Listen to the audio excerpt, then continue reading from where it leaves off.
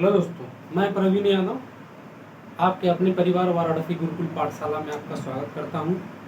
दोस्तों, आज हम ज्योमेट्री का अगला टॉपिक, पिछले 2 लेक्चर में हम लाइंस और एंगल और इस सब के बारे में अच्छे से मैं इस कंसेप्ट को अच्छे से आपको सिखा दिया। आज का मेरा लेक्चर है, आज का क्लास है ट्रायंगल पे, त्रिभुज पे। आज हम आपको त्रिभुज के सभी इंपॉर्टेंट कंसेप्ट को एकदम बेसिक से सिखाएंगे। साथ साथ वो चीज़ें कहाँ से आया है, कैसे हुआ है, आप जहाँ भी अपने सीट पे बैठे हो क्यों करके आप इस चीज़ को उस जवाब उसका अपने अंदर से पा सकते हो। जो भी जैसे कोई भी हम कंसेप्ट सिखा रहे हैं, तो यदि कोई कंसेप्ट का कोई आपका आ गया रिजल्ट, वो रिजल्ट आया तो क्यों आया, कैसे आया, क्यों आया, यदि ऐसा जवाब यदि आप निकालते हो जहाँ भी बैठे हो, जहाँ भी पढ़ रहे हो, तो इससे क्या है, क्लास में आपका मन लगा रहेगा और आपको सारी चीज़ें एकदम अच्छे से समझ में आ जाएगी। पूरे अच्छे से कंसेप्ट को समझने के लिए क्लास के लास्ट तक बने रहिए। चैनल को लाइक करिए, सब्सक्राइब करिए। यदि आप चैनल पे पहली बार आए हैं तो चैनल को लाइक करके सब्सक्राइब जरूर करिए, भूलिए मत। आज हम क्या पढ़ेंगे, ट्रायंगल। क्या पढ़ेंगे, ट्रायंगल, त्रिभुज। सबसे बेसिक चीज तो हमें ये सिखाना है कि ट्रायंगल त्रिभुज होता क्या है। दोस्तों साथियों, त्रिभुज क्या होता है, तो त्रिभुज क्या होता है, 3 भुजा से बनी आकृति ही त्रिभुज होता है। समझ में आ गया, 3 भुजा से बनी आकृति क्या हुआ, मतलब 3, भुज माने भुजा, तो 3 भुजाओं से बनी आकृति हमारी क्या कहलाएगी, त्रिभुज कहलाएगी, ट्रायंगल कहलाएगी। समझ में आ गया।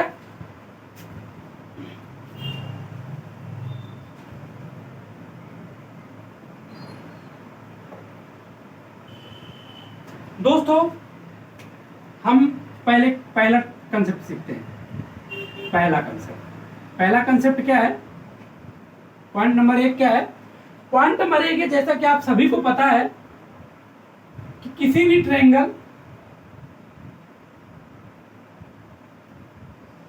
कोई भी ट्रायंगल है,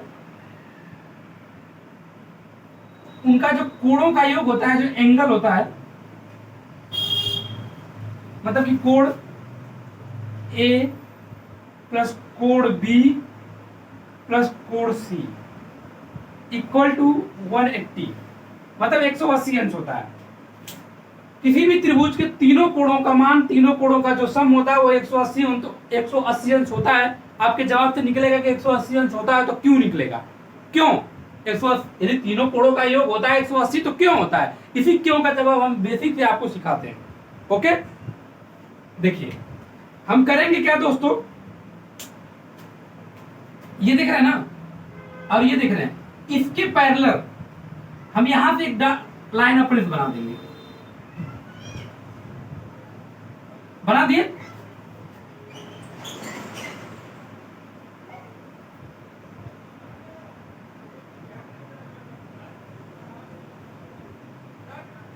ओके दोस्तों, हम आपको सिखाए हैं लाइंस और एंगल वाले टॉपिक में, हम आपको सिखाए हैं कि जब 2 पैरेलल लाइन हो, क्या हो, 2 पैरेलल लाइन हो, और इसके बाद कोई इसमें त्रियक रेखा काट रही हो, तो हम बताए थे कि जब भी कभी जेड की आकृति बनेगी तो ये जो एकांतर कोण होता है दोस्तों, ये वाला आपस में क्या होता है, बराबर होता है। तो दोस्तों ये क्या है, एक लाइन ये है और एक लाइन है, हम अपने से बनाया है। तो क्या बताइए कि ये 2 समांतर रेखा हो गया, तो समांतर रेखा पे ये क्या है, त्रियक रेखा कटा हुआ है, इसको हम आगे तक ले जा सकते हैं, लेकिन कभी जरूरत हमें अभी नहीं है, ठीक है ना। तो इसको हमें आगे के ले जाने से अच्छा है कि मैं अभी जितना हमारा काम है मैं उतना ही तक ले जाऊंगा। तो दोस्तों याद रखिएगा, तो हम अभी आपको क्या सिखाए हैं कि ये वाला एंगल जो है, ये वाला एंगल, और देखिए ये आकृति यहाँ से जेड बन रही है, तो ये और ये आपस में बराबर होगा, तो ये कोण जब सी है तो दोस्तों ये भी सी होगा। ओके, अब उसी तरह से इसमें आते हैं, यहाँ देखिए ये वाला यहाँ तक आएगा, फिर पॉइंट ए से फिर यहाँ पे आएगा बी तक, बी से फिर इधर हो गया, तो क्या ये भी जेड बन रहा है, ये भी जेड बन रहा है। जब ये जेड है तो ये क्या है, बी है, तो दोस्तों ये भी हमारा क्या हो जाएगा, बी। तो ये कोण बी हो गया, ये कोण बी हो गया, किससे, एकांतर कोण से। अब हमारा और ये जो है, ये वाला कोण ऑलरेडी ए है ही है। तो दोस्तों किसी पैरेलल लाइन पे जो बना होता है, किसी पैरेलल लाइन पे जो कोण बना होता है वो 180 अंश होता है, जबकि हम आपको बताएं जब 180 अंश का होता है दोस्तों तो कोण बी, कोण ए, कोण सी, इन तीनों को मिला के 180 अंश बनेगा, क्योंकि हमने आपको बताया है किसी लाइन पे 180 अंश का कोण बनता है। तो जब किसी लाइन पे 180 अंश का कोण बनता है तो अब ये क्या हो जाएगा, कोण बी। तो दोस्तों यहां से हमें तो क्या हो जाएगा, कोण बी प्लस कोण सी प्लस कोण ए इक्वल टू क्या हो जाएगा, 180 हो जाएगा। क्या हम प्रूव हो गया कि नहीं हो गया? जवाब है कि हाँ। यहां तक समझ में आ गया? तो एक किसी भी त्रिभुज के तीनों कोणों का योग जो होता है, सम जो होता है 180 अंश होता है, वो कैसे पता चला तो हम सिखा दिए आपको। जहां आपको न समझ आप उनसे पूछिए, नोट कर लीजिए।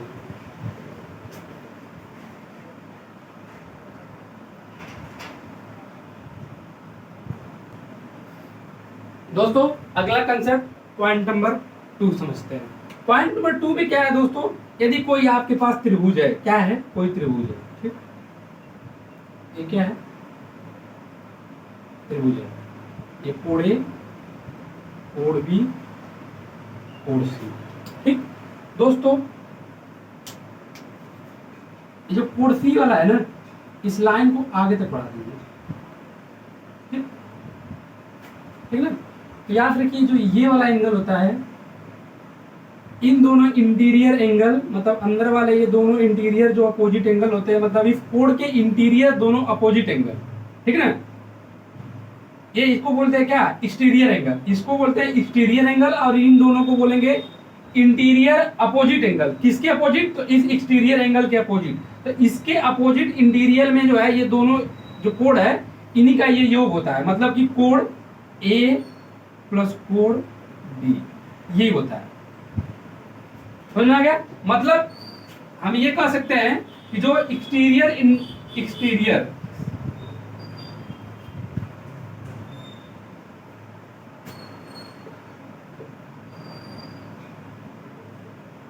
जो एक्सटीरियर एंगल होता है equal to interior sum of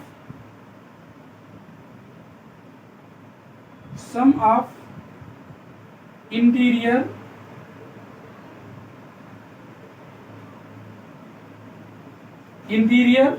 opposite, okay, angle, okay. तो जो दोस्तों जो एक्सटीरियर एंगल का मतलब ये बाहर वाला, इसको बोलते हैं हिंदी में बाएं कोण, ठीक है ना। और इंटीरियर एंगल को हिंदी में बोला जाता है अंतः कोण। समझ में आ गया? तो जो एक्सटीरियर एंगल है, मतलब ये जो बाहरी कोण है, इन कोणों को, मतलब कोण जो ए है, जो कोण बी है और जो कोण ए है, इन्हीं के योग के बराबर होता है। तो इन्हीं के योग के बराबर होता है, समझ में आ गया? तो अब इन्हीं के योग के बराबर होता है, क्यों होता है भाई? बराबर होता है सबको पता है, लेकिन क्यों होता है? अब इसी क्यों का जवाब हम आपको बेसिक से सिखाते हैं। समझ में आ गया? चलिए, ये कोण क्या था, ए, ये कोण क्या है, बी। यहां तक आपको समझ में आ गया? ठीक। एक हम और भी चित्र बना लेते हैं यहां से सिखाने के लिए, क्यों की जवाब में। ये हो जाएगा ए है बी और ये है सी, ठीक।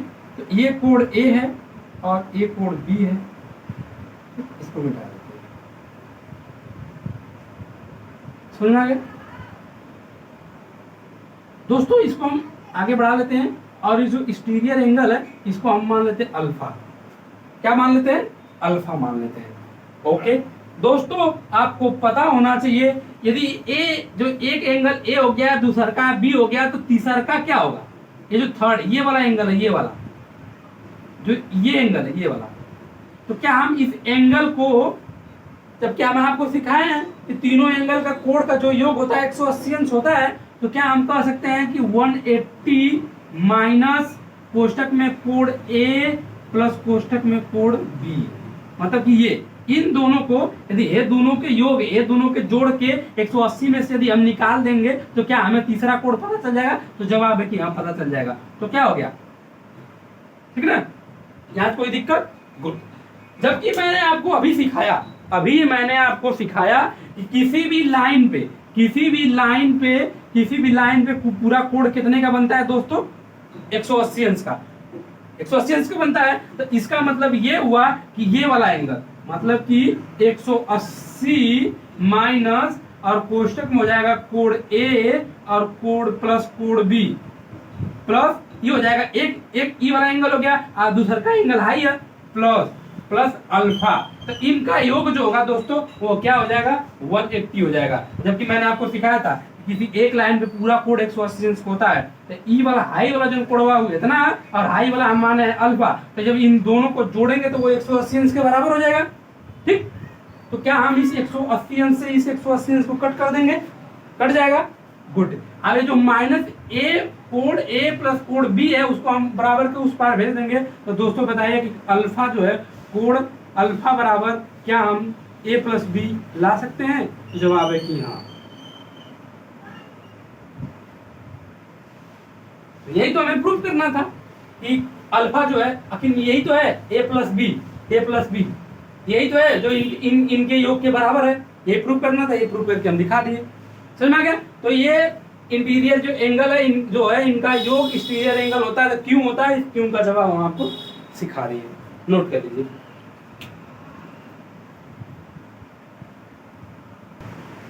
दोस्तों ये है क्वेश्चन, बहुत बेहतरीन क्वेश्चन है, इसको आप समझिए। देखिए ये आकृति आपके पास है और ये कोण ए है जिसका हम नाम 1 रख दिए, कोण बी का नाम 2 रख दिए, कोण सी का नाम 3, कोण डी का 4, कोण ई का 5।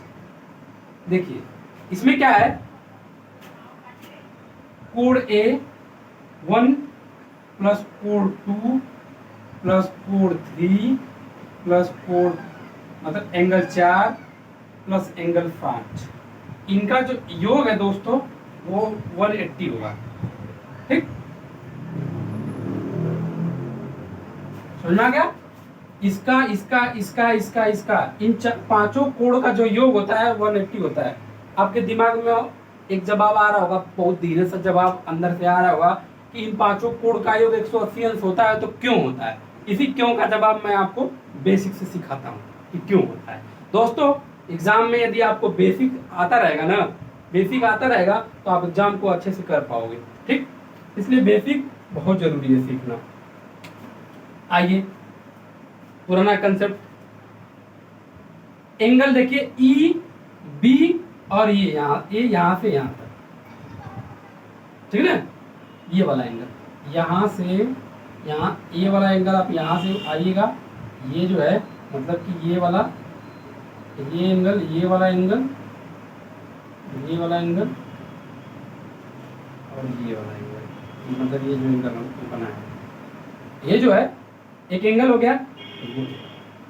दोस्तों इस एंगल का जो ये वाले लाइन को हम आगे बढ़ा दिए तो क्या ये इस एंगल का एक्सटीरियर एंगल होगा? जो ये त्रिभुज है इस त्रिभुज का ये बाएं कोण बनेगा, ये वाला बाएं कोण बनेगा। तो दोस्तों बाएं कोण हमने आपको क्या बताया कि जो बाएं कोण जो एक्सटीरियर एंगल होता है वो इंटीरियर अपोजिट के सम के बराबर होता है। तो इंटीरियर अपोजिट क्या है 2 और 5, तो इसका मतलब कोण 2 और प्लस कोण 5 इनके इक्वल बराबर हो जाएगा। गुड, यहां तक आपको समझ में आ गया है। अब आप देखिए इधर इधर देखिए, आइए देखिए कोण 1 कोण 3 इसको मिलाएंगे यहां तक तो क्या ये एक त्रिभुज बन रहा है? ये वाला ए यहाँ से आप यहाँ पे आएंगे, फिर यहाँ से फिर यहाँ आएंगे, फिर यहाँ से यहाँ जाएंगे, कोण बन रहा है। गुड, तो कोण बन रहा है तो ये देखिए क्या ये त्रिभुज है? त्रिभुज का इंटीरियर एंगल 1 और 3 है और हाई वाला जो कोणवा है क्या उसका एक्सटीरियर एंगल बन रहा है? तो एक्सटीरियर एंगल बनेगा तो इसको हम क्या लिख सकते हैं? कोण 1 प्लस कोण 3। समझ में आ गया? कोण 1 प्लस कोण 3 यहाँ लिख सकते हैं। वेरी गुड, इतना समझ में आ गया तब सब समझ में आ जाएगा। तो अब ये देखिए छोटा त्रिभुज जो है ये वाला छोटका वाला, तो अब इस छोटका में हम आपको सिखाए, छोटा वाले में या किसी भी त्रिभुज का हम सिखाए हैं कि तीनों कोणों का योग 180 अंश होता है। तो अब इनको जोड़ दीजिए। पहले इस वाले एंगल को उठाते हैं तो कितना है? कोण 2 प्लस कोण 5 प्लस 4 पे आते हैं कोण 4 प्लस अब इस पे आते हैं तो कोण 1 और कोण 3 इक्वल टू 180 अंश होता है। हम देख लिए, प्रूव हो गया। हम पहले ही बताएं इन पांचों कोणों का योग होगा। आइए भी देख लीजिए, कोण 1 2 2 3 4 5, मतलब इधर उधर है, क्रम इसका इधर उधर है, लेकिन आंसर क्या है, यही है। तो आपको समझ में आ गया, कोई दिक्कत, नोट कर लीजिए। जानना समझ में आया उसको वीडियो को फिर से पॉज करिए, रिवाइंड करिए और फिर से देख लीजिए। ठीक, यदि ये कंसेप्ट आपको समझ में आ गया हो तो चैनल को लाइक और सब्सक्राइब जरूर करिए, अपने दोस्तों में शेयर करिए, फेसबुक व्हाट्सएप हर जगह शेयर करिए। दोस्तों एक बेहतरीन सवाल है, ये आप थोड़ा ध्यान से इसको समझिएगा। सवाल दिया है ए बी ए एफ और बी ई ये सब आपस में बराबर है, मतलब कि ए और एफ ये वाला और ए से लेके बी तक वाला ये लाइन और बी से ई तक का ये लाइन ये आपस में क्या है, बराबर है। ठीक, दूसरी बात कि जो बी लाइन है, बी मतलब ये वाली लाइन, और ए एफ ए वाली लाइन, ये क्या है, कोण समद्विभाजक, मतलब कि इस कोण को क्या किया है, बांटा है दो बराबर भागों में। समझ में आ गया? ठीक, अब हम चलते हैं, सीखते हैं इसको, ध्यान से सीखिए। कोण ए, कोण बी और एक कोण सी, मतलब कि ये जो है ए बी सी ये त्रिभुज है। ठीक, तो ये एंगल क्या होगा, इंटीरियर होगा। तो जब दोस्तों ये इस त्रिभुज का ये इंटीरियर होगा तो ये बाकी क्या हो जाएगा, एक्सटीरियर, बाएं कोण हो जाएगा। ठीक, तो इस बाएं कोण का आधा किया गया है। उसी प्रकार त्रिभुज इसमें देखिए, ए बी और ये वाला,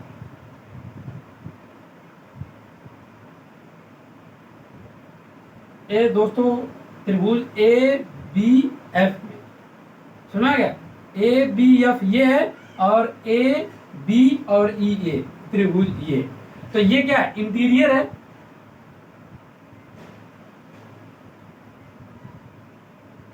ये क्या एक्सटीरियर एंगल हो जाएगा। एक्सटीरियर एंगल में क्या हो जाएगा, ये आधा आधा बढ़ गया या इंटीरियर हो गया, समझ में आ गया। अब हम आगे देखते हैं,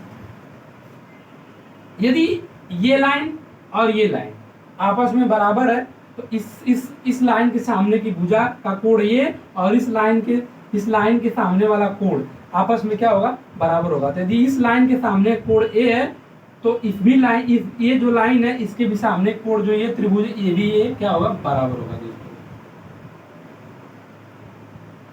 सुना गया, क्योंकि ये दोनों लाइन आपस में बराबर है। जब लाइन बराबर हो जाएगा तो उनके सामने कोण भी आपस में बराबर हो जाएंगे।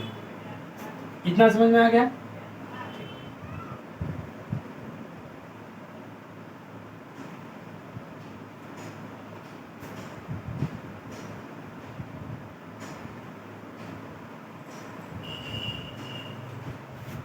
चलिए एक चीज और देखिए,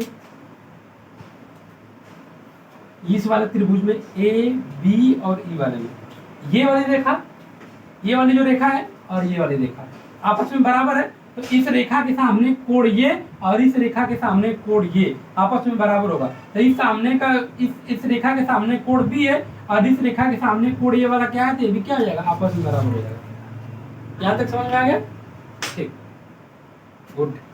अब कोण देखिए, त्रिभुज ए बी और ई वाले में देखिए, हमने आपको सिखाया था एक्सटीरियर एंगल और इंटीरियर एंगल के बारे में, समझ में आ गया। तो इसमें क्या होता है, इंटीरियर एंगल बी एक ये है और एक ये है, तो आप बता सकते हैं दोस्तों कि इस त्रिभुज में जो ये वाला होगा क्या ये इन दोनों का योग के बराबर होगा, तो जवाब है कि हाँ। ठीक, तो दोस्तों जब ये वाला एक्सटीरियर एंगल से इन दोनों योग के बराबर हो गया है और ये दो बराबर भागों में बांटा गया है, यदि एक भाग 2b हो गया तो क्या हम इस भाग को भी 2b कर सकते हैं, तो जवाब है क्या, क्योंकि ये दो बराबर भागों में बांटा गया है। यहां तक समझ में आ गया? आइए इस त्रिभुज में ए बी और एफ में, गुड।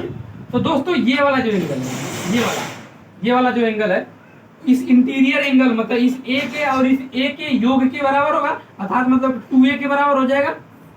ठीक, जब 2a के बराबर हो जाएगा और इन बाएं जो कोण है, जो एक्सटीरियर एंगल है, इन दो बराबर भागों में बांटा गया है, यदि एक के कोण ए को कोण 2a हो जाएगा तो दूसरा का भी क्या हो जाएगा, 2a हो जाएगा। यहां तक आपको समझ में आ गया। क्वेश्चन में आपसे कोण सी का मान आपसे इसमें पूछा है, समझ में आ गया, उसी को हमको निकालना है। चलिए आगे आके देखिए, इधर देखिए 2a और b क्या इन तीनों का योग 180 अंश होगा, तो जवाब है कि हाँ, एक लाइन पे बने कोण 180 अंश के होते हैं। तो क्या हो जाएगा 4a plus B equal to 180।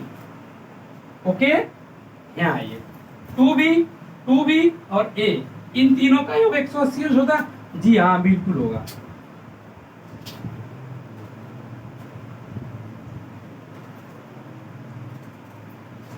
Okay, इनको हम जोड़ देते हैं, समझ में आएगा। तो समीकरण नंबर 1 और समीकरण नंबर 2, इक्वेशन 1 इक्वेशन 2 जोड़ देंगे तो दोस्तों आएगा 5a plus B equal to 360। समझ में आ गया। तो इसको जब हम काटेंगे तो a plus B equal to आएगा 72। समझ में आ गया। इसका मतलब कि जो है a है और है b है, इन दोनों का योग जो है वो 72 आएगा। तो आपको पता है दोस्तों कि किसी भी त्रिभुज के तीनों कोणों का योग 180 अंश होता है। तो अब 180 अंश जब होता है तो आप इसको यदि निकाल दोगे 180 में से यदि इन दोनों का योग कितना है 72 आया है, इसी 72 को मेरे भाई मेरे साथियों निकाल दोगे तो कितना आएगा। तो जवाब है 108। हमारा क्या हो गया, यही आंसर हो गया। नोट कर लीजिए बढ़िया से, समझ में आ गया हो तो, और समझ में ना आया हो यदि फिर से रिवाइंड करिए और फिर से एक बार देख लीजिए।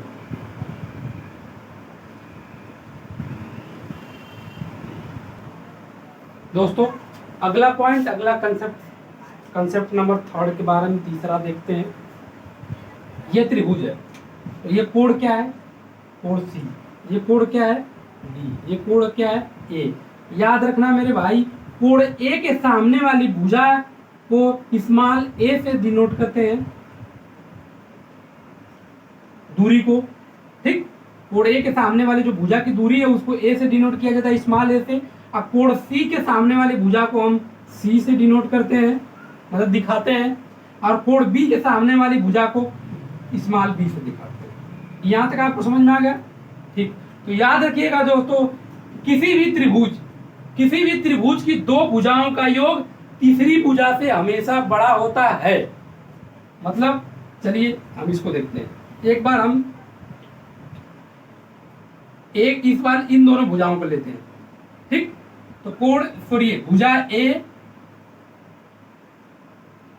प्लस सी जो कि बड़ा होगा भुजा बी से। चलिए इसको आइए देखते हैं। भुजा ए भुजा बी, तो ए प्लस बी बड़ा होगा किससे, सी से। अब आते हैं इन दोनों पे, बी और सी पे। तो इन दोनों भुजाओं का योग मतलब कि बी प्लस सी बड़ा होगा किससे, जवाब है कि इससे, ए से। जो छूट गया उसी से बड़ा होगा। यहां तक आपको समझ में आ गया। ठीक, भूलिएगा मत, ठीक ना। आगे देखिए इसको, पॉइंट नंबर 1 ये 2 3, अगला है 4। ठीक, अब अगला क्या है कि दो भुजाओं को यदि हम आपस में माइनस करते हैं तो हमेशा तीसरी भुजा से छोटा होगा। क्या होगा, तीसरी भुजा से छोटा होगा मेरे भाई। तो इसी को क्या हो जाएगा, a माइनस सी करेंगे तो यह छोटा होगा b से। कोई दिक्कत, याद रखना ये हमेशा मॉड में होना चाहिए। ओके, इसी को देखिए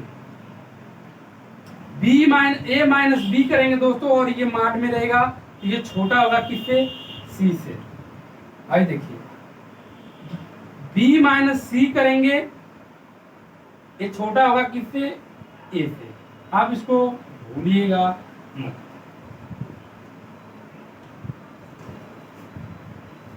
क्या आपको समझ में आया, नोट कर लीजिए।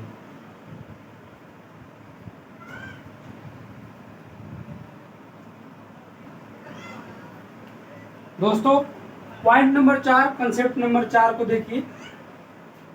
जो ट्रायंगल होते हैं, इंपॉर्टेंट ट्रायंगल जो हमारे एग्जाम से, जो एग्जाम में पूछते हैं, उसके टाइप वगैरह मैं बता देता हूँ किसको कौन सा एंगल कहा जाता है। तो दोस्तों याद रखिएगा, पहला पॉइंट में देखिए कि जब तीनों भुजाएं क्या हो, बराबर ना हो, मतलब ये भी अलग हो, तीनों भुजा अलग अलग हो, तो उसको बोलते हैं स्केलेन ट्रायंगल, विषम बाहु त्रिभुज। विषम मतलब जो एकदम विषम विषम हो, अब बाहु मतलब उसकी भुजा, उसकी जो भुजा हो वो विषम विषम हो, इसलिए उसको क्या बोलेंगे, स्केलेन ट्रायंगल विषम बाहु त्रिभुज बोलेंगे। इसमें देखिए इस त्रिभुज में ये दो भुजाएं बराबर है और एक भुजा बराबर नहीं है, तो जिस जिस ट्रायंगल का दो भुजा बराबर होगा उसको बोलेंगे आइसोस्केलस ट्रायंगल, मतलब कि सम द्विबाहु त्रिभुज। सम मतलब समान, द्वि मतलब दू ठे, बाहु माने भुजा, दू गो भुजा जो समान हुई वही कहला समबाहु त्रिभुज। अब तीसरा पे ये देखिए तीनों भुजा बराबर है, तो तीनों जब भुजा बराबर होगा तो इसका मतलब होता है सम माने समान होगा, बाहु माने जो भुजा, इसका मतलब कि जो भुजा है पूरा पूरा समान हो जाए, तो वही कहला समबाहु त्रिभुज। तो इसका मतलब, तो उसको इंग्लिश में क्या बोलेंगे, इक्विलेटरल ट्रायंगल। ठीक, नोट कर लीजिए दोस्तों। ये देखिए पॉइंट 3 था, ये हो जाएगा 4 और ये है 5। ठीक, अब क्या है, एक्यूट एंगल ट्रायंगल। एक्यूट मतलब न्यून कोण त्रिभुज। न्यून कोण त्रिभुज दोस्तों ये होता है जिसमें किसी त्रिभुज की जो थीटा की वैल्यू होती है ना, यदि वो 90 से छोटा होगा ना, 90 से थीटा की वैल्यू यदि 90 से छोटा होगा तो उसी को न्यून कोण त्रिभुज कहते हैं, एक्यूट एंगल ट्रायंगल कहते हैं। ओके, ये देखिए राइट एंगल ट्रायंगल, समकोण त्रिभुज। समकोण त्रिभुज में क्या होता है कि एंगल 90 डिग्री का होता है, जैसे कि ये देखिए एंगल कितना होना चाहिए, 90 अंश होना चाहिए।